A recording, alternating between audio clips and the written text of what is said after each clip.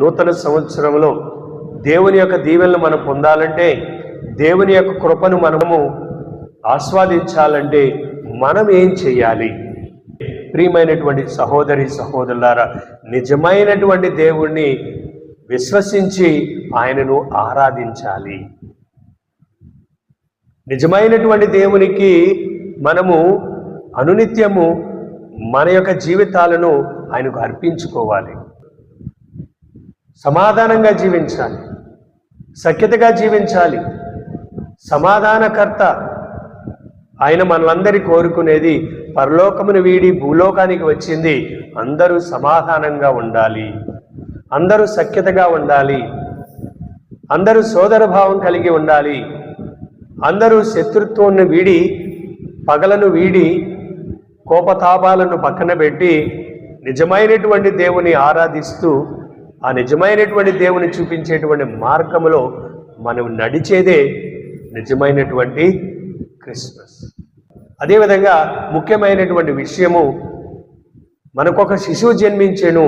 ఆ శిశువు ఎలాంటి వాడంటే పరిశుద్ధుడు. పరలోకమును వీడి భూలోకానికి వచ్చింది, పరలోకాన్ని భూలోకానికి తెచ్చింది మనందరినీ పవిత్రులుగా చేయటానికి. పవిత్రమైనటువంటి మనసులు కలిగి ఉండాలి, పవిత్రమైనటువంటి ఆలోచనలు మనలో ఉండాలి, పవిత్రమైనటువంటి జీవితాన్ని జీవించడానికి మనము ఆశపడాలి. అదే నిజమైనటువంటి క్రిస్మస్. ప్రియమైనటువంటి సహోదరి సహోదరులారా, మనకు అందరికీ తెలుసు, మన క్రీస్తు ప్రభు యొక్క జన్మదినాన్ని మొట్టమొదటిగా దేవదూతలు ఎవరికి ఈ సందేశాన్ని ఇచ్చారంటే, లూకా సువార్త 2వ అధ్యాయము 8వ వచనం నుండి చూసినట్లయితే, ఆ ప్రాంతమున గొర్రెల కాపరులు రాత్రివేళ పొలములో గొర్రెల మందలను కాచుచుండిరి. దేవదూత వారి ఎదుట ప్రత్యక్షమాయను. ప్రభు మహిమ వారిపై ప్రకాశింపగా వారు మిక్కిలి భయభ్రాంతులయ్యిరి. ఆ దేవదూత వారితో ఈ విధంగా చెప్తూ ఉంది. ఏమని చెప్తూ ఉంది? మీరు భయపడవలదు, సమస్త ప్రజలకు పరమానందము కలిగించు శుభ సమాచారమును మీకు వినిపించదను. Praise the Lord, praise the Lord. చూడండి ప్రియమైనటువంటి సహోదరులారా, ఈ శుభ సమాచారము పరలోకము నుండి దిగి వచ్చినటువంటి ఆ పవిత్రమైనటువంటి సమాచారము అభాగ్యులైనటువంటి, నిస్సహాయులైనటువంటి, సమాజంలో ఎటువంటి పేరు ప్రఖ్యాతలు, గౌరవపదమైనటువంటి జీవితం జీవించినటువంటి వారు ఈ గొర్రెల కాపరు. వారికి మొట్టమొదటిగా ఈ సమాచారం, శుభ సమాచారం, పవిత్రమైనటువంటి ఆ సమాచారము వారికి తెలియపరచబడింది. అది విన్నటువంటి గొర్రెల కాపర్లు వాళ్ళతో పాటు వాళ్ళ పిల్లల్ని, చిన్న చిన్న పిల్లల్ని అందరినీ తీసుకుని వెళ్ళారు. వెళ్ళి బెత్లెహేములో పుట్టినటువంటి బాలయేసుని కనుగొని ఆరాధించి వాళ్ళు తిరిగి ఇంటికి వెళ్ళిపోతున్నారు సంతోషంతో, ఆనందంతో. మరి వాళ్ళలో ఒక చిన్న బాలుడు, తొంటరివాడు, ఎక్కడ చూసినా ఏది చూసినా దానిని దొంగిలించేటువంటి మనస్తత్వం. చిన్నపిల్లలు, వాళ్ళకి తెలియదు, ఏదన్నా కనపడిందంటే దాన్ని మాయమైపోతుంది. మరి అటువంటి కుర్రవాడు, అటువంటి పిల్లవాడు వాళ్ళతో పాటు వస్తూ ఆయన తీసుకొచ్చినటువంటి ఏమిటంటే, ప్రభు పశువుల పాకలో పరుండు పడినప్పుడు గడ్డి పరక, కొన్ని గడ్డి పరకలు జేబులో పెట్టుకున్నాడు. కొన్ని గడ్డి పరకలు జేబులో పెట్టుకుని వాళ్ళతో పాటు ప్రయాణం అవుతున్నారు. అప్పుడు పెద్దవాయనికి ఏదో అనుమానం వచ్చి, ఏంట్రా కుర్రోడా, నువ్వేం దొంగిలించావు? నీ చెయ్యి అసలు ఊరుకోదు, నువ్వు ఏది కనపడినా నువ్వు దొంగిలిస్తావు, కాబట్టి ఈసారి ఏం దొంగిలించావంటే, ఏముంది, ఆ యేసు ప్రభు పడుకున్నటువంటి ఆ గడ్డి పరకలు 3-4 నా జేబులో పెట్టుకుని వస్తున్నాను అన్నాడు. అప్పుడు పెద్ద ఆయన అంటూ అన్నాడు, దీనివల్ల ఉపయోగం ఏముంది, నువ్వు గడ్డి పరకలను కూడా వదిలిపెట్టలేదా అని అందరూ అతన్ని హేళన చేశారు. కొంతమంది అన్నారు, ఎన్ని రోజులు ఉంటుందిలే ఆ గడ్డి పరకలు ఆడి చేతిలో, ఆడి జోబులో ఉండే 2-3 రోజులు, తర్వాత ఆడే మర్చిపోయి ఎక్కడో పడేస్తాడు అని కొంతమంది సెటార్లు వేశారు. కొన్ని రోజులు అయిపోయిన తర్వాత ఆ పెద్ద ఆయన ఆ బాలుడిని కనబడి, ఎరా అబ్బాయి, గడ్డి పరకల సంగతి ఏంటి, ఏం చేసావు అన్నప్పుడు ఆ బాలుడు అంటూ ఉన్నాడు, ఏం చేశానంటే ఆ గడ్డి పరకలను చక్కగా నేను వేని ఒక తాడుని తయారు చేసుకున్నాను. ఏంట్రా నీకు పిచ్చా, ఎందుకు, దానివల్ల ఉపయోగం ఏమిటి, గడ్డి పరకల వల్ల ఉపయోగం ఏమిటి, నువ్వు పన్నినటువంటి ఆ తాడు వల్ల ఉపయోగం ఏమిటి? అప్పుడు ఆ కుర్రవాడు చెప్పిన విధానం ఏమిటంటే అందరినీ ఆశ్చర్యపరిచింది.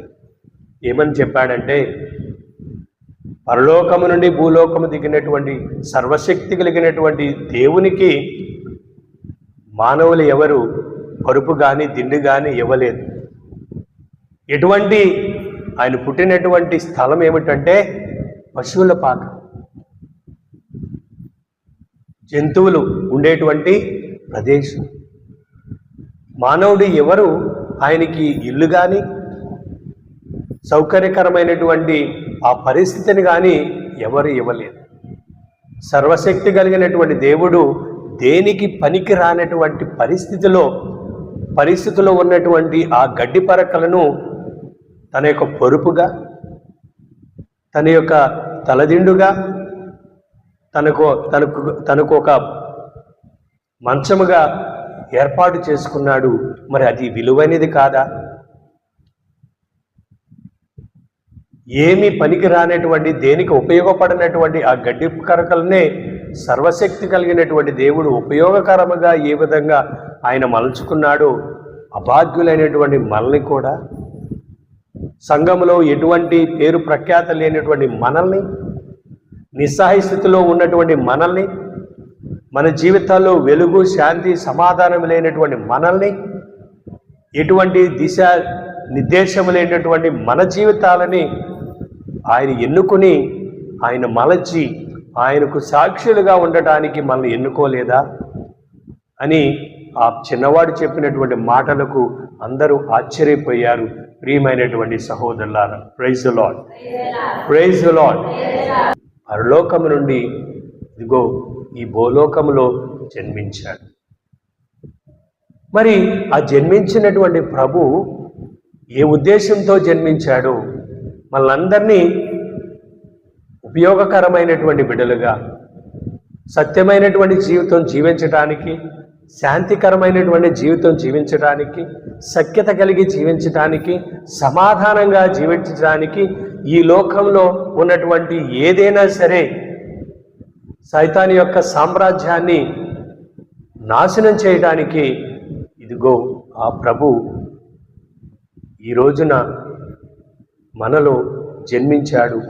మనలో ఒకటిగా ఆయన జన్మించాడని మనం తెలుసుకుని దాని యొక్క పరమార్థాన్ని ఈ చిన్న బాలుడు ఏ విధంగా అయితే ఆలోచించాడో అదే రీతిలో మనము కూడా జీవించడానికి మనం ప్రయత్నించాలి. మనం కూడా చాలామంది అనుకుంటాం, ఎందుకు ఈ జీవితం, కష్టాలు, బాధలు, కుటుంబంలో అనేకమైనటువంటి సమస్యలు, అనేకమైనటువంటి బాధలు మ్రగ్గుతున్నటువంటి మనల జీవితంలో కూడా ప్రభు ఈరోజు ఆయన అనేకమైనటువంటి వెలుగును, అనేకమైనటువంటి నూతనత్వాన్ని, సంతోషాన్ని, సమాధానాన్ని ఇవ్వటానికి ఈరోజు ప్రభు ఒక మానవుడిగా జన్మించాడని తెలుసుకోవాలి. మరి ఇటువంటి పరిస్థితిలో ప్రియమైనటువంటి సహోదరులారా, మనం ఏం చేయాలి? మనం ఏం చేయాలంటే మన పాత స్వభావాన్ని విడిచిపెట్టాలి. అందుకనే పునీత పౌలుడు కొలస్సీలకు రాసిన లేఖ 3వ అధ్యాయము 5వ వచనం నుండి 10వ వచనం చూసినట్లయితే, జారత్వము, అపవిత్రత, మోహము, దురాశ, ధనాపేక్ష వంటి ప్రాపంచిక మోహములను మీరు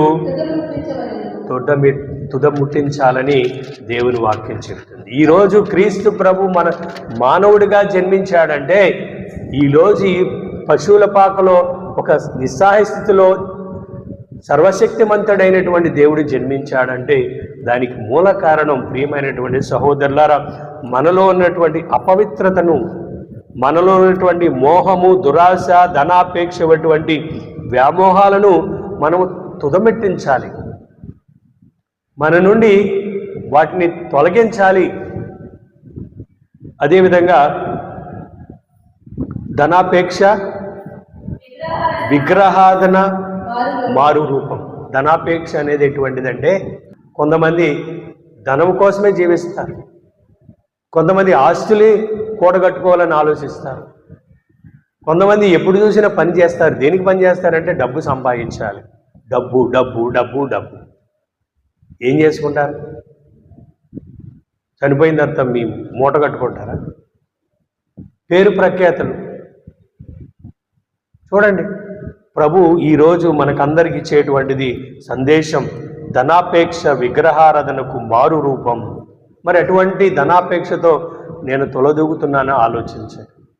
అదేవిధంగా ఇటువంటి వాహని వలన అవిధేయులపై దేవుని ఆగ్రహము వచ్చును.